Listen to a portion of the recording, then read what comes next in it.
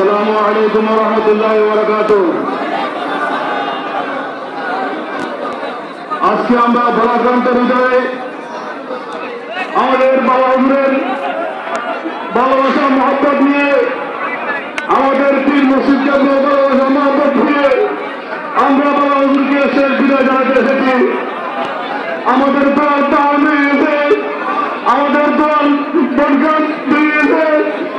আমাদের জাগেন্দারে যখন আমাকে বলতো, ছোট ভাই, আমরা যখন বাড়িতে বিভিন্ন ধরনের দুশ্চিন্তাগ্রস্ত হয়ে, আমরা যখন বিভিন্ন ধরনের অসুবিধাগ্রস্ত হয়ে আমাদের অন্তরে যখন অশান্তি সৃষ্টি হতো, তখন আমরা ছুটে যেতাম।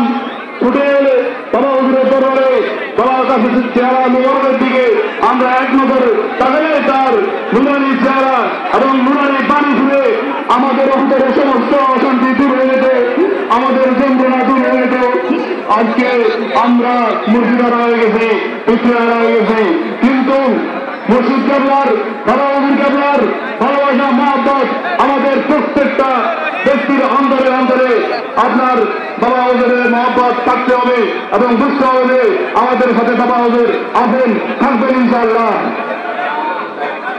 দুনিয়ার বুকে যে যাকে ভালোবাসবে, যে যাকে মহব্বত করবে, আখিরাতে তার সাথে তার হাসর হবে। আলহামদুলিল্লাহ বলেন।